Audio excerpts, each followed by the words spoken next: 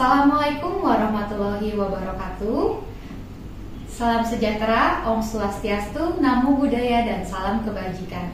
Halo kawan pajak, selamat berjumpa kembali di Podcast 6, Podcast PMA 6.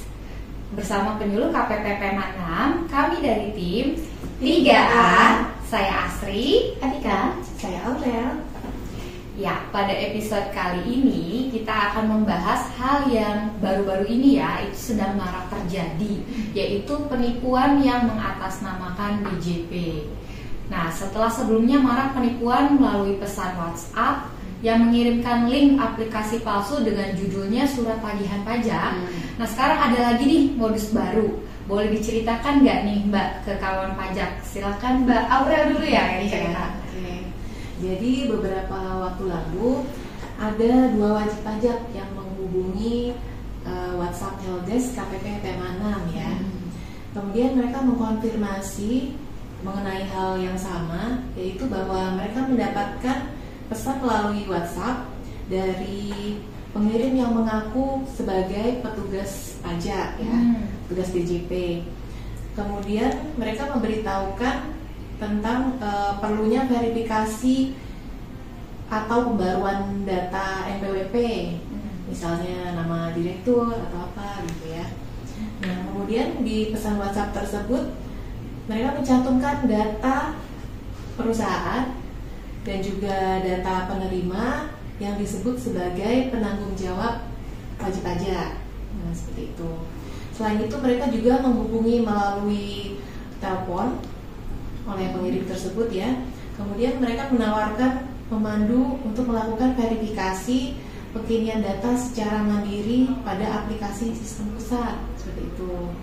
Nah, kemudian wajib pajak ini mengkonfirmasi hal tersebut ke WhatsApp Helpdesk KPP PMA 6 untuk memastikan apakah informasi tersebut benar dari KPP PMA 6 atau bukan, seperti itu. Ya, jadi untuk memastikan memang perlu konfirmasi ke KPP kami ya, gitu. Oh, gitu. Ya.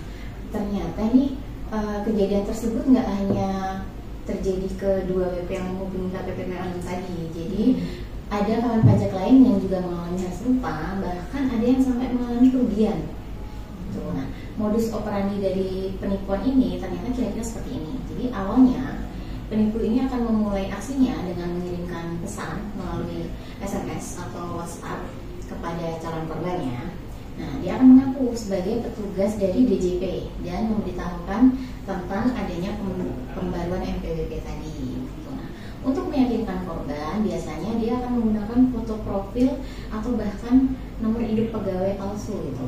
Jadi biar lebih meyakinkan gitu kan. Nah, isi pesan SMS atau WA tadi biasanya akan mencantumkan data pribadi dari calon korban tadi, seperti nama, nomor NPWP, bahkan mungkin ada nomor KTP, email, dan informasi pribadi lainnya. Nah, setelah korban menerima pesan tadi, penipu kemudian akan menelpon ke korban dan mengarahkan korban untuk mengunduh aplikasi M-Pajak di luar Play Store atau App Store dan memberikan tautan atau link download aplikasi palsu tadi ke korban. Nah, kemudian setelah korban mendownload aplikasi M-Pajak tadi, penipu akan meminta korban untuk masuk login ke M-Pajak tadi, kemudian memasukkan data pribadi mereka, gitu kan? Nah, kemudian ada nama, alamat, dan juga mungkin beberapa detail lainnya. Nah, setelah korban ini login, memasukkan data pribadinya, penipu kemudian akan meminta korban untuk mentransfer sejumlah uang ke rekening pribadi penipu. Jumlahnya nggak banyak sebenarnya, 10.000. Nah, ini alasannya adalah sebagai ganti dari biaya materai untuk verifikasi OTP dan juga pembaruan NPWP tadi. Nah, mungkin karena jumlahnya tidak banyak, jadi si korban ini, oh iya ini bukan penipuan gitu kali ya. Nah, kemudian setelah korban mentransfer uang tersebut, penipu kemudian akan mengonfirmasi bahwa pembaruan NPWP telah selesai dilakukan. Terima kasih, gitu kan. Nah, kemudian setelah semua proses yang dianggap pembaruan data tadi selesai, korban baru sadar bahwa ternyata rekeningnya ini sudah dikuras. Gitu. Jadi baru sadar, oh ternyata kena tipu. Seperti itu Mbak Aci, Mbak Aurel. Ya, jadi modus yang digunakan adalah update data wajib pajak ya. Jadi penipu ini menyamar sebagai petugas pajak dan mencantumkan data pribadi gitu kan untuk mengundang calon korban ini supaya calon korban ini lebih percaya, oh ini benar nih data saya, oh ini benar nih dari pajak gitu kan. Padahal bukan ya. Nah, dari bonus penipuan tersebut apa nih Mbak Aurel yang harus kita waspadai? Ya, jadi karena modus yang digunakan ini adalah update data wajib pajak, maka perlu diketahui ya kawan pajak ya, perlu diingat-ingat bahwa kantor pajak tidak pernah meminta update data atau revisi data wajib pajak melalui WhatsApp ya. Jadi kita tidak pernah melakukan hal tersebut. Kemudian kawan pajak juga perlu mengetahui, perlu berhati-hati untuk tidak menginstal aplikasi M-Pajak palsu atau aplikasi apapun dari tautan atau sumber yang tidak bisa dipercaya ya, seperti itu. Jadi sebaiknya menginstal dari aplikasi Play Store atau App Store ya, agar mendapatkan link yang resmi seperti itu. Ya, baik. Jadi kawan pajak pastikan install aplikasi dari sumber yang terpercaya ya, jangan dari link-link yang diberikan yang tidak jelas asalnya. Nah, terkait perubahan data wajib pajak atau update data, ini bisa kita bahas lebih detail ya Mbak ya, agar kawan pajak juga lebih paham nih, lebih aware sebenarnya bagaimana sih ketentuan terkait perubahan data atau update data wajib pajak. Silakan Mbak. Oke, jadi terkait dengan perubahan data wajib pajak, tadi sudah disebutkan Mbak Aurel, DJP tidak pernah melakukan perubahan data melalui SMS atau WA gitu. Jadi ada ketentuan yang mengaturnya kawan pajak, yaitu di Perdirjen nomor 4 tahun 2020. Nah, dalam ketentuan tersebut, dalam hal data dan atau informasi yang terdapat dalam administrasi perpajakan ini berbeda dengan keadaan yang sebenarnya, dan perubahan data yang dimaksudkan ini tidak akan mengakibatkan pemindahan tempat wajib pajak terdaftar, maka kepala KPP atau pejabat yang ditunjuk DJP ini dapat melakukan perubahan data wajib pajak berdasarkan permohonan wajib pajak atau secara jabatan. Nah, perubahan data yang dimaksud ini termasuk diantaranya perubahan identitas wajib pajak, perubahan alamat tempat tinggal atau tempat kegiatan usaha wajib pajak dalam hal wilayah kerja KPP-nya masih sama, atau juga perubahan jenis kegiatan usaha wajib pajak dan beberapa perubahan data lainnya. Nah, untuk permohonan perubahan data tersebut bisa dilakukan secara elektronik atau tertulis dengan dilampiri dengan dokumen pendukung yang menunjukkan adanya perubahan data tersebut. Nah, kalau untuk perubahan data secara jabatan, ini dilakukan dalam hal terdapat data dan atau informasi yang menunjukkan adanya perubahan data WP atau dalam hal data dan atau informasi yang terdapat dalam administrasi perpajakan ini berbeda dengan keadaan sebenarnya. Dan dalam hal dilakukan perubahan data secara jabatan tadi, KPP akan memberitahukan perubahan data tersebut kepada wajib pajak dengan menyampaikan surat pemberitahuan perubahan data. Jadi seperti yang dijelaskan oleh Mbak Tika tadi, perubahan data dapat dilakukan berdasarkan permohonan dari kawan pajak atau secara jabatan. Nah, ini sekarang bagaimana kalau permohonan dari wajib pajak atau dari kawan pajak ini prosesnya gimana nih Mbak? Jadi untuk prosesnya, permohonan perubahan data dapat dilakukan secara elektronik maupun secara tertulis ya. Permohonan secara elektronik dapat diajukan melalui saluran tertentu yang ditetapkan oleh DJP. Namun untuk saat ini belum diterapkan sepenuhnya. Jadi perubahan data yang dapat dilakukan melalui DJP online masih terbatas pada pengubahan email, nomor telepon handphone ya, atau nomor telepon kantor seperti itu. Ya, baru sebatas email dan nomor telepon tadi atau handphone ya. Jadi kalau perubahan data selain itu berarti tidak bisa dilakukan melalui DJP online, belum bisa untuk saat ini. Nah, selanjutnya untuk perubahan data secara tertulis itu gimana Mbak Tika? Jadi kalau untuk perubahan data, permohonan perubahan data wajib pajak secara tertulis, ini caranya dengan mengisi dan menandatangani formulir perubahan data wajib pajak. Jadi ada formnya ditentukan, formatnya sesuai dengan ketentuan dari Per 04 tahun 2020 tadi. Dan kemudian form tadi dilampiri dengan dokumen pendukung. Nah, untuk formulir perubahan data wajib pajak tersebut kawan pajak bisa peroleh di KPP atau bisa juga dengan diunduh di laman pajak.go.id. Untuk kasus perubahan data wajib pajak badannya, syaratnya yaitu dengan mengisi dan menandatangani tadi formulir perubahan data, ditandatangani oleh pengurus serta dibubuhi stempel perusahaan. Kemudian dokumen pendukung yang dilampirkan mungkin fotokopi akta perubahan terbaru, fotokopi SIUP atau izin usaha atau NIM, fotokopi NIB atau surat keterangan domisili atau surat pernyataan kebenaran usaha dalam hal tidak ada NIB, fotokopi NPWP dan identitas direktur atau pengurus perusahaan. Kalau untuk WNI berarti KTP, untuk WNA bisa paspor atau kitas kitab.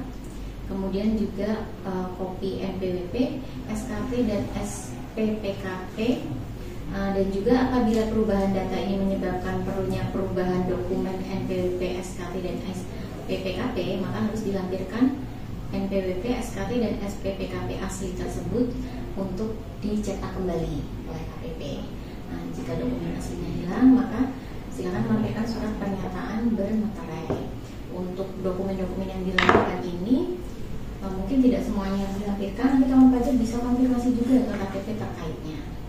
Kemudian permohonan perubahan data WP tersebut bisa disampaikan secara langsung ke KPP atau juga melalui pos atau ekspedisi atau kurir dengan bukti pengiriman surat. Nah, disampaikannya kemana? Ke KPP tempat WP terdaftar. Jadi tidak semua KPP ya untuk perubahan data. Nah, kemudian dalam hal permohonan perubahan data tadi sudah memenuhi ketentuan, nanti akan diterbitkan BPS atau bukti penerimaan surat untuk wajib pajak. Ya, jadi kawan pajak selain perubahan email dan nomor telepon tadi yang ada di DJP online, berarti perubahan data harus diajukan secara tertulis ya, seperti yang dijelaskan oleh Mbak Tika tadi, yang disampaikan ke KPP tempat kawan pajak terdaftar dengan mengisi formulir dan melampirkan dokumen yang mendukung perubahan data tersebut. Setelah itu kawan pajak akan mendapatkan BPS atau bukti penerimaan surat. Nah, setelah terbit BPS ini, kira-kira berapa lama nih proses perubahan data ini dilakukan oleh DJP? Untuk jangka waktu penyelesaian permohonan perubahan data ini diperlukan waktu 1 hari kerja setelah bukti penerimaan surat diterbitkan oleh KPP. Hasil dari permohonan tersebut adalah surat pemberitahuan perubahan data dan atau beserta kartu NPWP jika ada perubahan, kemudian SKT, surat keterangan terdaftar ya, atau bisa juga dengan SP, surat pengukuhan PKP yang disampaikan kepada wajib pajak secara langsung maupun melalui email yang telah terdaftar di DJP. Kemudian bisa juga melalui pos atau jasa ekspedisi dengan bukti pengiriman surat. Ya, jadi setelah dilakukan perubahan data, itu kan nanti produk yang terbit adalah surat pemberitahuan perubahan data ya, kalau dari permohonan. Nah, kalau dari jabatan ini juga tentunya keluar produk yang sama ya. Jadi baik dilakukan baik perubahan data atau update data ini diajukan oleh permohonan atau dilakukan secara jabatan, keduanya akan menghasilkan produk resmi dari DJP berupa surat pemberitahuan perubahan data yang nantinya akan dikirimkan kepada kawan pajak ya melalui saluran yang telah ditetapkan. Ya, benar. Dan prosesnya pun juga diatur dengan ketentuan ya. Jadi sekali lagi tidak ada proses perubahan data yang dilakukan melalui WhatsApp ya kawan pajak. Iya, karena itu berarti tidak resmi ya, tidak sesuai dengan ketentuan peraturan Dirjen Pajak tadi ya. Nah, jika ada pesan WhatsApp yang mengarah ke perubahan data NPWP lalu diikuti tautan aplikasi palsu, kemungkinan besar itu penipuan ya kawan pajak. Jadi kawan pajak harus hati-hati melihat lagi, oh ini kok ada lampiran APK, ya jangan dibuka, jangan aduh gak tau pengen tip, jangan ya. Nah, kemudian selain modus penipuan tadi mengundang wajib pajak untuk melakukan update data, ini ada modus penipuan lain nih yang sebenarnya sudah diumumkan oleh DJP melalui pengumuman nomor 31 tahun 2024 pada tanggal 9 Oktober 2024 lalu.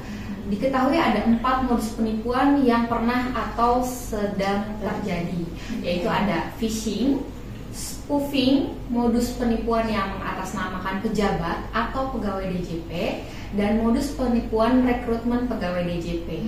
Nah, bisa dijelaskan lebih lanjut Mbak Tika untuk modus yang pertama, kedua ini, phishing dan spoofing ini seperti apa? Oke, jadi sesuai dengan pengumuman tadi, ternyata ada cukup banyak ya modus penipuan yang dilakukan dengan mengatasnamakan DJP. Di antaranya untuk yang pertama tadi ada phishing. Itu adalah penipuan untuk mendapatkan data penting orang lain yang berpotensi untuk disalahgunakan.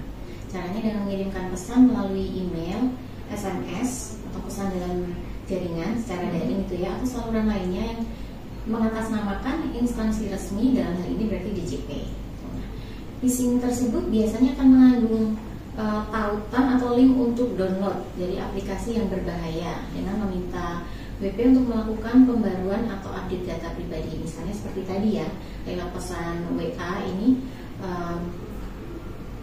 mengirimkan surat tagihan pajak dengan ekstensi APK tuh, atau tadi tautan berupa aplikasi M-Pajak palsu yang di luar App Store atau Play Store tadi, yang mana aplikasi palsu ini dirancang untuk mencuri informasi pribadi korban.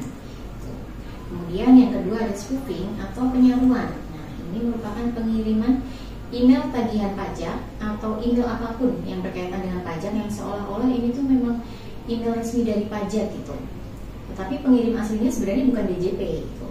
Nah, modus ini biasanya dilakukan untuk menyamarkan header email di atas itu. Jadi email yang digunakan untuk penipuan dengan menggunakan identitas institusi tertentu. Biasanya seolah-olah tampak pajak.go.id, padahal kalau dilihat baik-baik itu ternyata pajak.go.id kayak gitu ya. Mungkin kita nggak ngeh gitu kan. Nah itu kayak gitu spoofing. Baik, jadi phishing ini biasanya ada pengiriman tautan atau link ya yang berisi aplikasi M-Pajak atau misalkan file dengan format APK itu seperti PDF, padahal kalau kita lihat BP kita adalah APK itu jangan diklik ya kawan pajak. Nah, kalau spoofing itu dia menyamarkan email yang seolah-olah itu berasal dari domain resmi dari instansi. Nah, selanjutnya modus penipuan yang mengatasnamakan pegawai atau pejabat DJP dan modus penipuan rekrutmen ini gimana nih Mbak Aurel? Ya, jadi modus yang ketiga ya, modus penipuan mengatasnamakan pejabat atau pegawai DJP. Modus tersebut dilakukan oleh pihak yang berpura-pura menjadi pejabat atau pegawai DJP, kemudian melakukan komunikasi dengan wajib pajak melalui email atau melalui pesan dalam jaringan ya, misalnya WhatsApp tadi ya. Kemudian isi pesan tersebut menyampaikan bahwa yang pertama misalnya terdapat tagihan pajak atas wajib pajak tersebut, dan pelaku penipuan meminta wajib pajak untuk menyelesaikan tunggakannya melalui penipu dengan cara mengirimkan sejumlah uang ya, seperti itu. Kemudian yang kedua, instruksi untuk melakukan pemadanan atau verifikasi data yang mengarahkan wajib pajak untuk mengakses tautan atau mengunduh aplikasi yang mencurigakan. Kemudian yang ketiga, instruksi untuk mengunduh aplikasi yang menyerupai M-Pajak, jadi M-Pajak versi palsu gitu ya. Namun dengan tautan yang mencurigakan dan mengarahkan calon korban penipuan untuk melunasi tagihan tertentu. Itu. Kemudian yang keempat, meminta biaya layanan perpajakan ya, atau menawarkan pengembalian kelebihan pembayaran pajak. Itu tadi yang mengatasnamakan pejabat atau pegawai DJP. Kemudian untuk modus yang keempat, modus penipuan rekrutmen pegawai DJP. Nah ini ternyata ada juga ya, maksudnya yang nggak umum ya sebetulnya ya, calon tenaga kerja gitu ya. Seperti itu. Jadi pelaku penipuan meminta sejumlah uang untuk pendaftaran pegawai di lingkungan unit kerja DJP. Jadi sebagai informasi rekrutmen ASN atau CPNS di lingkungan Kementerian Keuangan, hanya melalui saluran resmi Kementerian Keuangan ya, tanpa dipungut biaya apapun. Selain itu, informasi rekrutmen tenaga non-organik, misalnya satpam atau cleaning service, pengemudi, dan sebagainya, ini hanya disampaikan melalui saluran informasi resmi masing-masing unit kerja DJP dan tanpa dipungut biaya apapun. Betul, seperti itu. Baik, jadi kawan pajak cek kembali informasi-informasi ini ke situs resminya ya, jangan sampai tergoda tertipu yang menawarkan bantuan padahal itu hanya mau menipu saja. Banyak juga modus-modus penipuan yang mengatasnamakan DJP ya. Ya semoga kawan pajak bisa lebih berhati-hati. Nah, ini yang penting nih, bagaimana agar kawan pajak tidak terjebak pada penipuan tersebut nih Mbak Tika. Jadi kalau misalnya nih kawan pajak menerima pesan atau informasi yang mengatasnamakan DJP, ada beberapa hal yang perlu diperhatikan ya.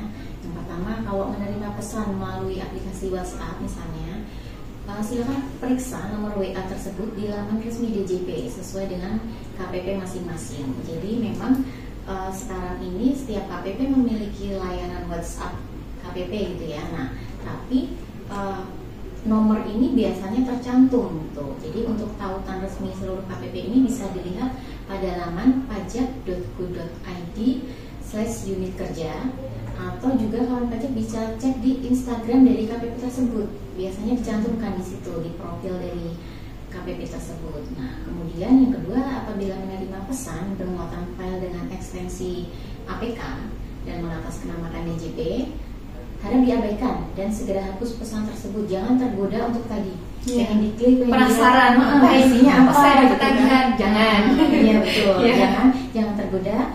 Abaikan saja dan segera hapus pesan tersebut karena DJP tidak pernah mengirim file dengan ekstensi APK. Gitu. Kemudian yang ketiga, apabila menerima email berisi himbauan tagihan pajak atau tadi tawaran pengembalian kelebihan pembayaran pajak atau tautan apapun terkait dengan perpajakan, pastikan domain email tersebut berakhiran @pajak.go.id. Gitu ya. Nah, apabila domain tersebut bukan dari @pajak.go.id, maka bisa dipastikan email tersebut bukan dari DJP. Kemudian kawan pajak juga perlu ketahui bahwa penagihan utang pajak yang DJP lakukan itu selalu berdasarkan produk hukum dan disampaikan secara langsung maupun melalui pengiriman pos, bukan melalui email. Kemudian kawan pajak juga perlu perhatikan bahwa DJP tidak pernah meminta wajib pajak untuk melakukan transfer atau pembayaran ke rekening atas nama pribadi. Ya, baik. Jadi begitu ya kawan pajak ya. Pastikan lagi kalau misalkan kawan pajak dapat tagihan atau dapat surat atau dapat pengembalian, itu pastikan kembali ke nomor resmi yang tercatat di pajak.go.id ya, di /unit kerja. Kemudian segala bentuk pembayaran pajak itu dilakukan ke kas negara melalui bank atau kantor pos ya, bukan ke rekening pribadi ataupun ke rekening petugas pajak. Nah, selain itu ada lagi nggak nih Mbak Aurel yang harus diperhatikan oleh kawan pajak? Ya, jadi yang perlu diperhatikan lagi adalah bahwa DJP tidak pernah meminta informasi pribadi wajib pajak melalui telepon atau SMS atau dari WhatsApp, ya itu tidak. Semua komunikasi resmi DJP dilakukan melalui saluran resmi seperti surat resmi, kemudian email dari domain @pajak.go.id atau aplikasi resmi. Domain resmi DJP adalah pajak.go.id ya kawan pajak ya, jangan lupa ya. Jadi apabila menerima pesan dengan tautan selain berakhiran pajak.go.id, maka harap diabaikan saja. DJP tidak pernah mengirimkan tautan situs selain berakhiran pajak.go.id. Kemudian waspada juga terhadap tawaran bantuan pengurusan pajak oleh pihak yang tidak resmi, ya. Misalnya menyamar sebagai konsultan pajak atau apa ya seperti itu. dalam hal menerima informasi atau permintaan yang mencurigakan terkait layanan administrasi perpajakan dari pihak yang mengatasnamakan DJP, wajib pajak atau masyarakat dihimbau untuk memastikan kembali kebenaran dan validitas informasi tersebut dengan menghubungi KPP terdekat atau KPP terdaftar, atau bisa juga melalui saluran pengaduan resmi DJP melalui Kering Pajak 1500200.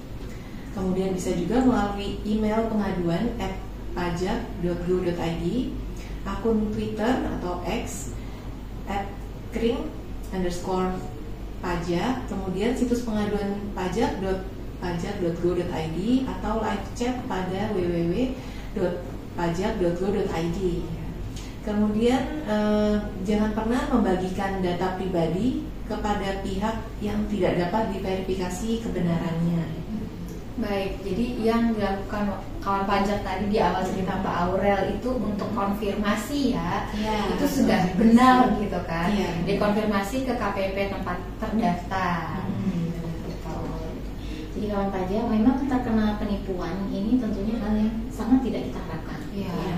Namun apabila terlanjur kena tipu, masyarakat yang menjadi korban penipuan ini dihimbau untuk melaporkan kepada aparat penegak hukum sesuai dengan ketentuan yang berlaku. Ya benar, jadi tentunya tidak ada yang menginginkan untuk menjadi korban penipuan ya kawan pajak. Tapi memang kalau kita melihat isi pesan penipuan melalui WhatsApp itu sepertinya ada aja gitu yang terkecoh gitu kan, karena meyakinkan gitu, karena sudah menampilkan data kawan pajak gitu kan, jadi kayak oh bener nih dari pajak soalnya ini ada data saya. Nah bahkan ada kabar yang beredar bahwa data tersebut adalah data DJP yang bocor, makanya sehingga penipu bisa menggunakan data tersebut. Nah ini gimana nih Mbak Aurel, betul nggak nih? Ya, jadi beredar kabar bahwa data DJP mengalami kebocoran ya, sehingga bisa terjadi modus penipuan dengan perubahan data NPWP misalnya. Namun dalam postingan Instagram Ditjen Pajak RI pada tanggal 20 September 2024 ini telah disampaikan ya bahwa data DJP tidak terindikasi bocor ya. Jadi berkenaan dengan adanya informasi dugaan kebocoran data wajib pajak yang beredar di lini masa, DJP menyampaikan keterangan bahwa yang pertama, data log akses dalam 6 tahun terakhir menunjukkan bahwa tidak ada indikasi yang mengarah kepada kebocoran data secara langsung dari sistem informasi DJP. Struktur data yang tersebar bukan merupakan struktur data yang terkait dengan pelaksanaan hak dan pemenuhan kewajiban perpajakan wajib pajak.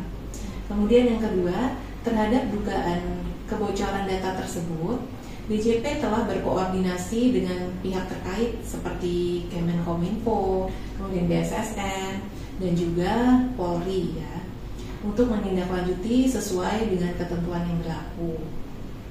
Kemudian yang ketiga, DJP berkomitmen untuk selalu menjaga kerahasiaan dan keamanan data wajib pajak dengan baik pada sistem informasi dan infrastruktur milik DJP. Ya, gitu ya Mbak Aurel ya. Jadi kawan pajak sudah disampaikan bahwa tidak ada kebocoran data langsung dari sistem informasi DJP. Tentunya DJP juga akan terus berupaya untuk meningkatkan sistem keamanan dan pelindungan data wajib pajak dengan melakukan evaluasi dan penyempurnaan tata kelola data dan sistem informasi melalui pembaruan teknologi, pengamanan sistem, dan security awareness. Betul. Nah, selain itu, DJP juga mengimbau agar wajib pajak turut serta menjaga keamanan data masing-masing, antara lain ini dengan memperbarui antivirus, kemudian mengubah kata sandi secara berkala, menghindari akses tautan atau mengunduh file mencurigakan agar terhindar dari pencurian data. Nah, apabila kawan pajak menemukan adanya dugaan kebocoran data DJP, kawan pajak dimohon untuk segera melaporkan kepada DJP nih melalui kanal pengaduan DJP. Ada telepon Kering Pajak 1500200 atau email ke pengaduan@pajak.go.id atau di situs web di pengaduan.pajak.go.id atau juga situs web wise.kemenq.go.id. Ya, baik. Baiklah kawan pajak, tidak terasa kita sudah sampai pada akhir sesi. Terima kasih sudah bergabung di Podcast Six. Semoga dengan mengetahui modus-modus penipuan tersebut, kawan pajak bisa lebih berhati-hati dalam menerima link atau file dari email, telepon, maupun chat WhatsApp dari sumber yang tidak dikenal. Kawan pajak juga bisa follow seluruh media sosial KPP Pema 6, baik Instagram @pajakpema6, YouTube KPP Penanaman Modal Asing 6, maupun Facebook, agar kawan pajak tidak ketinggalan informasi mengenai hal-hal terkini seputar perpajakan. Nah, saat ini juga KPP Pema 6 sedang menuju zona integritas, wilayah birokrasi bersih dan melayani. Oleh karena itu, kami mohon dukungannya dari kawan pajak dengan tidak memberikan imbalan apapun kepada petugas karena seluruh layanan yang kami berikan gratis alias tidak dipungut biaya. Nantikan Podcast Six episode selanjutnya tentunya dengan pembahasan yang lebih menarik. Wassalamualaikum warahmatullahi wabarakatuh. Salam